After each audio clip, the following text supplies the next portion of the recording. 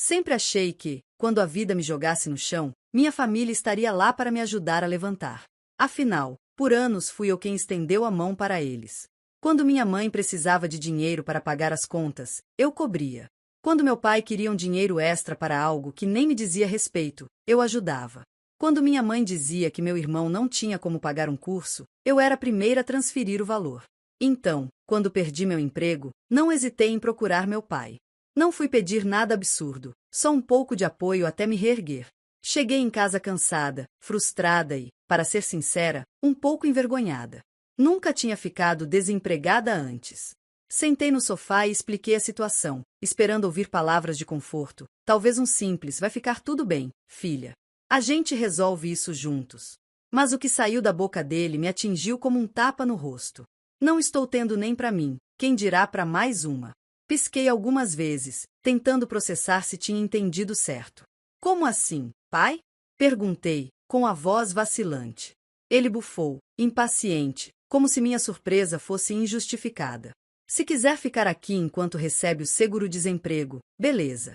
Mas se não arrumar nada até acabar, não tem como ficar. Por um momento, o ar pareceu mais pesado. Eu abri a boca, mas nada saiu. Será que ele realmente estava dizendo que, depois de tudo que fiz, eu só teria um teto sobre minha cabeça enquanto ainda tivesse dinheiro? Era isso? Quando o dinheiro acabasse, eu também acabaria para eles. Meu estômago revirou. Passei anos da minha vida ajudando meus pais financeiramente. Se precisassem, eu estava lá. Quando meu pai infartou, eu fui a única que largou tudo para ficar ao lado dele no hospital.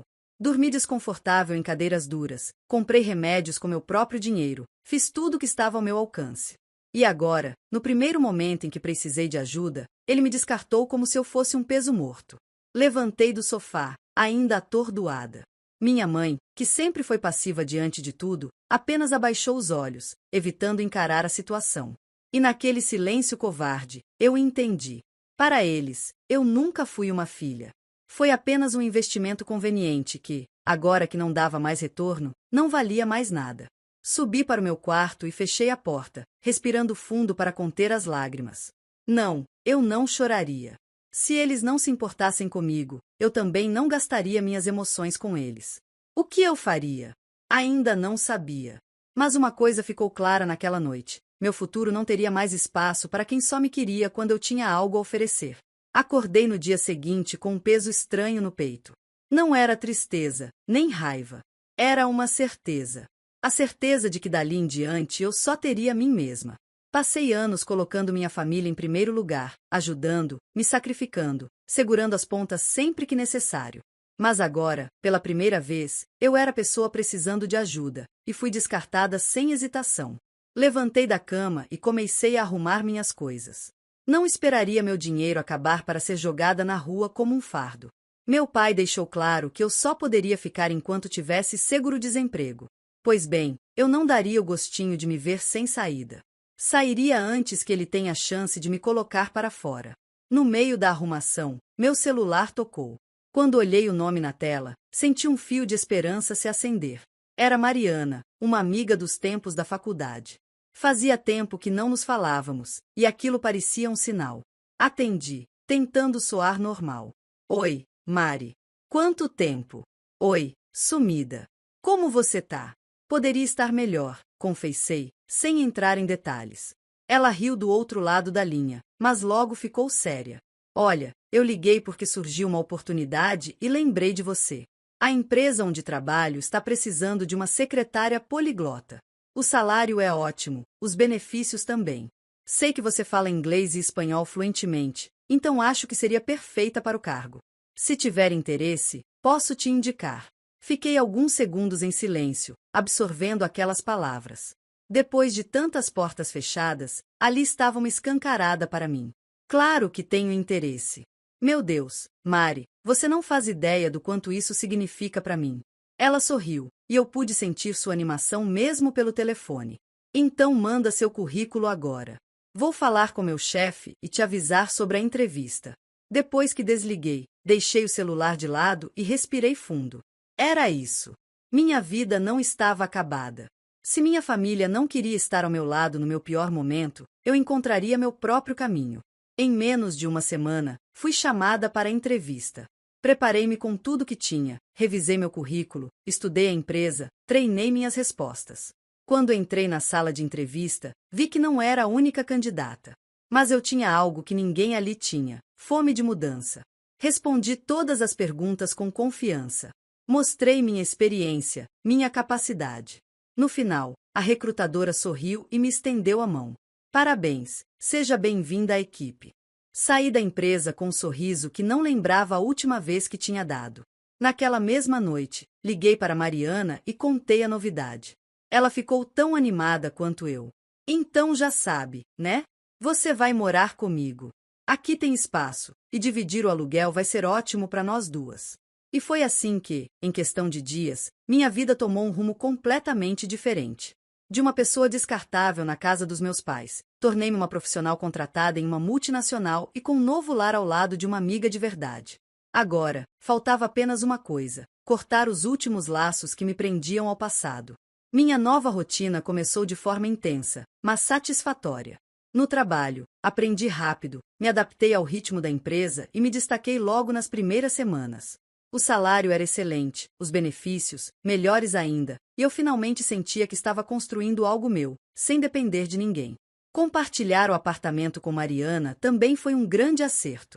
Além de uma amiga incrível, ela era uma companhia divertida e uma pessoa com os mesmos objetivos que eu: crescer, conquistar nossa independência e viver sem olhar para trás. No entanto, como a vida nunca permite uma felicidade plena sem pequenos testes, a ligação veio. Era meu pai.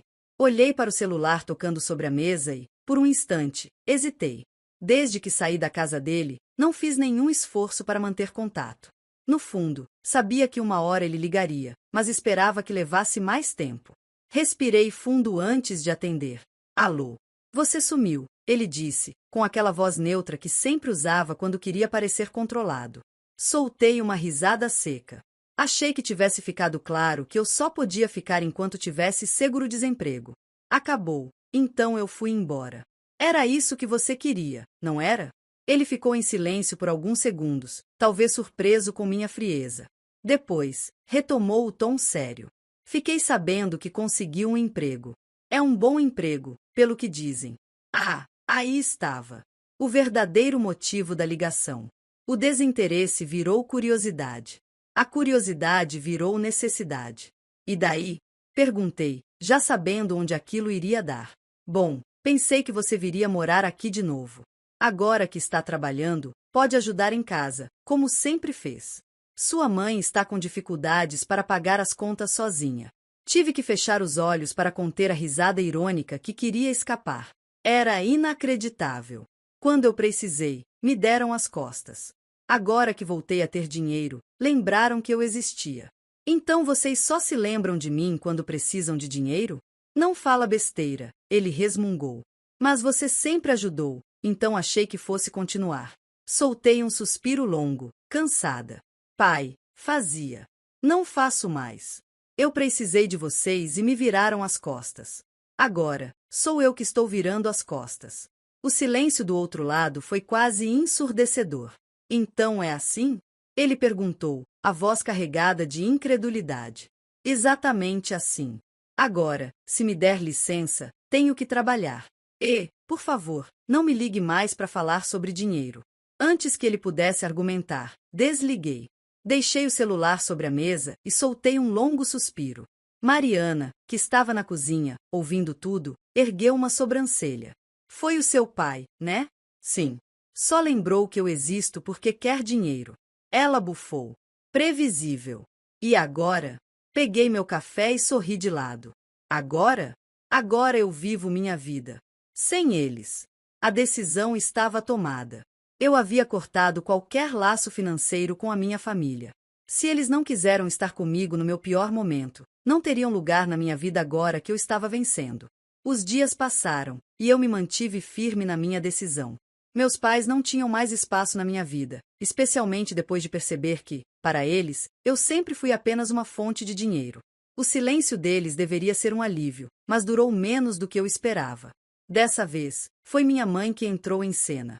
A primeira mensagem chegou de manhã, enquanto eu tomava café antes do trabalho. Filha, precisamos conversar. Por favor, me liga. Ignorei.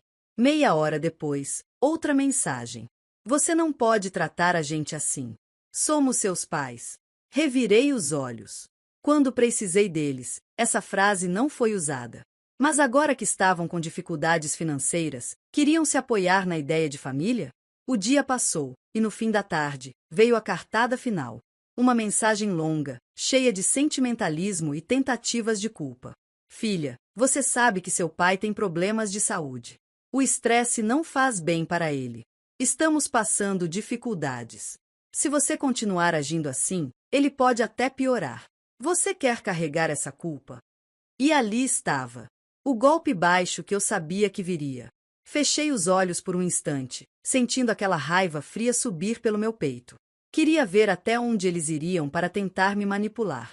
Meu pai, que não teve problema algum em dizer que eu só poderia ficar enquanto tivesse dinheiro, agora estava doente por causa da minha ausência? Respirei fundo e respondi com uma única frase.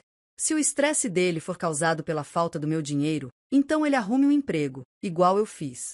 Visualizado. Nenhuma resposta. Mas eu sabia que minha mãe não desistiria tão fácil. Algumas horas depois, recebi uma ligação de um número desconhecido. Atendi por curiosidade. Alô? Filha. Era minha mãe. Ela havia ligado de outro número para eu não ignorar. Não acredito que você está fazendo isso com a gente. Mantive minha voz firme e fria. Eu não estou fazendo nada, mãe. Só parei de ser trouxa. Ela suspirou, tentando controlar o tom para não parecer tão desesperada. Filha, você sabe que a situação aqui não está fácil. O aluguel aumentou, as contas estão atrasadas. Não podemos mais viver assim. E quando eu precisei, vocês puderam me ajudar. Não fala assim. Naquele momento, não dava. Mas agora. Agora também não dá. Interrompi. Mãe, chega. Eu já entendi tudo.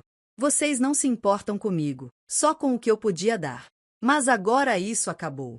Ela ficou em silêncio por alguns segundos, talvez processando o fato de que eu realmente não voltaria atrás. Então veio a última tentativa desesperada. Você vai nos abandonar? Somos sua família. Soltei um riso amargo. Família cuida um do outro. Eu cuidei de vocês, e quando precisei, me descartaram. Agora estou apenas retribuindo na mesma moeda. Antes que ela pudesse dizer mais alguma coisa, desliguei. Coloquei o celular na mesa, sentindo um peso enorme sair dos meus ombros. Pela primeira vez, eu realmente me sentia livre. Mariana me olhou do sofá, cruzando os braços. Finalmente, assenti. Finalmente. Acabou. Mas, no fundo, eu sabia que ainda faltava um último capítulo para encerrar essa história de vez. Os dias se transformaram em semanas, e com o tempo, a tempestade se dissipou. Depois da última ligação da minha mãe, o silêncio finalmente reinou. Nenhuma mensagem, nenhuma tentativa de contato. Era estranho no começo, mas depois de tanto tempo sendo tratada como uma carteira ambulante, percebi o quanto a paz valia mais do que qualquer laço sanguíneo. Minha nova rotina tomou forma. O trabalho na multinacional era intenso, mas recompensador. Todos os dias, eu aprendia algo novo, aprimorava meus idiomas e crescia dentro da empresa. Em poucos meses, minha chefe me chamou para uma reunião e me ofereceu uma promoção. Camila, nós estamos impressionados com seu desempenho. Seu profissionalismo e dedicação nos surpreenderam, e gostaríamos de oferecer um aumento salarial e mais responsabilidades. Abracei aquela oportunidade com toda a força. Agora, além de secretária, eu começaria a auxiliar nas negociações internacionais da empresa. Nunca me senti tão valorizada, tão capaz. Além do trabalho, a vida pessoal também florescia. Dividir o apartamento com Mariana foi a melhor decisão que tomei. Nossos dias eram leves, cheios de risadas, e pela primeira vez, eu não sentia aquele peso no peito ao chegar em casa. E meus pais? Bom, algumas informações chegaram até mim, mesmo sem eu querer. Meu pai tentou arrumar outro investidor para sustentar seu estilo de vida confortável, mas não encontrou ninguém disposto a pagar suas despesas. Sem minha ajuda, ele precisou voltar ao mercado de trabalho. Foi humilhante para ele, um homem que passou anos vivendo à custa da filha, precisar encarar a realidade. Ele conseguiu um emprego medíocre, que mal cobria o aluguel, e sentiu na pele o que era viver com incerteza financeira. Minha mãe, por outro lado, Tentou manter contato por algum tempo. Mandava mensagens esporádicas, algumas cheias de culpa, outras tentando fingir que nada tinha acontecido. Nunca respondi. Eventualmente, ela desistiu. E foi assim que cortei os laços de uma vez por todas. Eu, por fim, estava livre. Agora, com minha vida estruturada e um futuro promissor, percebi que não sentia mais raiva. Nem tristeza. Apenas indiferença. Porque, no final das contas, a pior punição para quem me usou por tanto tempo não era vingança. Era simplesmente não fazer mais parte da minha vida. E com essa certeza, segui em frente. Sem mágoas. Sem arrependimentos. Apenas eu, minha nova vida e um futuro brilhante pela frente.